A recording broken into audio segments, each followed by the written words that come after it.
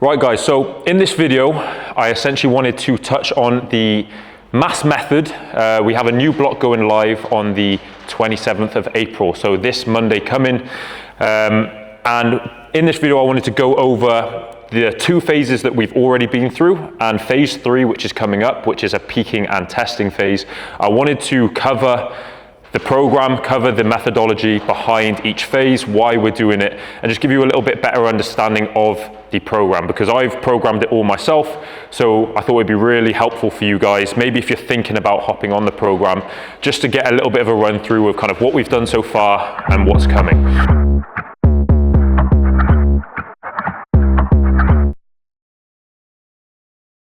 We did 6-week phases. So phase 1, we kind of focused on pre-fatigue and some capacity work. So what I mean by pre-fatigue is that we were actually doing our kind of isolation and accessory movements at the start of the session.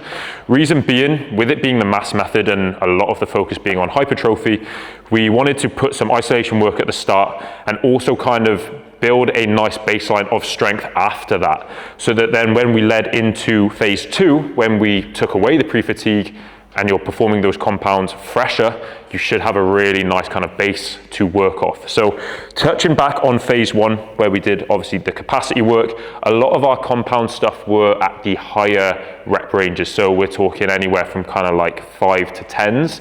So we were straying away from kind of like that strength rep range, and we were more so focusing on kind of like maximum capacity, training those big compound movements. So we do have some KPIs that we're going to test at the end of phase 3. And when you're just starting a training phase, having the higher reps, obviously the more repetitions you do, the better you can learn the movements, and obviously the lighter weight you need to use so you can get used to training that movement pattern a lot better. So that's why we started phase 1 with kind of higher capacity work, higher rep ranges, and we also preferenced the hypertrophy side of things a little bit more with that pre-fatigue work. Now that leads us into phase 2 really nicely, which we changed up our kind of intensifier. We dropped the pre-fatigue, and the intensifier we used for this phase were rest pauses. So we started each session with strength focus. So the reps were starting to drop down a little bit. We were looking at kind of 4 sets of 4, 4 sets of 5, and really kind of tapping into that kind of strength stimulus a little bit more. And then we were finishing the session with the accessories and some rest pause work. So essentially what a rest pause is, you will take a set pretty much all the way to failure, and then you have a mini rest. So it's typically anywhere from like 10 to 20 seconds. I normally cue it as having like 5 deep, long inhales and exhales. And then you go back in with that same weight. So it's not a drop set. You don't change the load. You go back in with that same weight and try and kind of take some reps past failure. Okay, so it's quite a nice way of getting some added stimulus there to your sets. And especially for people who maybe aren't the best at taking sets all the way to failure, it's a really good way at kind of forcing those extra effective reps at the back end of the set. So that was kind of the style of phase 2. We pushed the strength focus very hard on the KPIs, working at lower rep ranges and higher sets. And then we also had the rest pauses in, so we're still getting those intensifiers in and still getting a lot of hypertrophy stimulus. So that block is finishing this week, and that leads us into phase 3, which is going to be our peaking and testing block.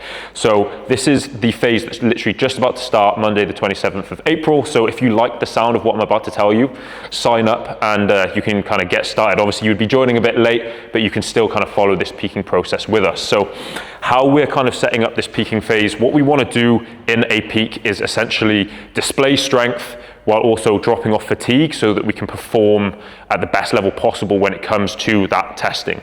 So essentially how it works, we've built up that kind of level of strength in phase 2, we built up that capacity in phase 1, and now it's a case of showcasing it and building momentum so we can display it at the highest level.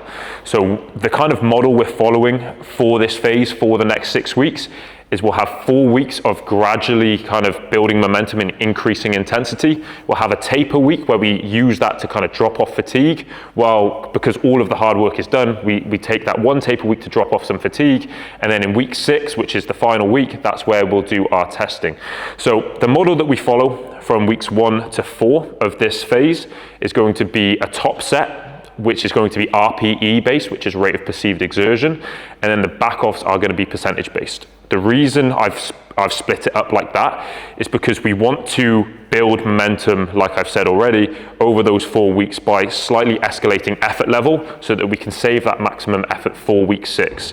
So we still want to keep in good quality strength work as we build into that as well. That's why I've used the percentage work, because that gives you an objective number to stick with alongside that kind of subjective effort gauge for that top set. The top set for all of the sets on the weeks going forward with the KPIs, they are going to be the exact rep range that you're going to be testing, and they're just going to gradually get a little bit harder each week. So it's going to work up in RPEs. So week 1 is going to be RPE 6, 7, 8, 9. We have a taper week which drops back down in RPE, and then we have an RPE 10 which is a max testing, because that's maximum effort at that rep range. And you might be thinking, well, what are these max testing movements? What are the rep ranges? So down here, hope you can see, we've got our KPIs here. So we've got 4 KPIs. We have a 1RM bench press, because who doesn't love a 1 rep max bench? You know, that's every gym bro's dream, or gym girl. So we've got a 1RM bench press. We have a 3RM squat. We have weighted chin. So in the weighted chin, we've actually got 2 separate KPIs within that. We've got a 1 rep max on the weighted chin, and then we've got a 3 rep max on the weighted chin. So there's 2 within the weighted chin, and then we have a 6 RM Romanian deadlift. So I didn't really want to push lower reps on the Romanian deadlift just because of the axial loading. I don't think anyone would want to do a 1 rep max on the Romanian deadlift. So we've got a 6 RM on the RDL, 1 RM on the bench, 3 RM on the barbell squat, and we have a 1 and a 3 RM on the weighted chins. So those are the max testings you have to look forward to at the 6th week of this phase. And that in total then will be 18 weeks of work leading up to that. So the bulk of like the productive work where we really make like the adaptations and the difference are complete in the first 2 phases, and then this phase we're about to lead into now is just a case of kind of finalizing, displaying that strength and all that hard work that you've built over the last 2 phases. So that's pretty much it. That's the first 3 phases of the MASS method. That's the reason behind each phase, and that's phase 3 is what you can look forward to, which starts on Monday. Okay, so if you have any questions, just leave a comment below, and I'll try to get back to them as soon as I can. Other than that, join on to the MASS method, hit some big PBs, and I'll see you soon.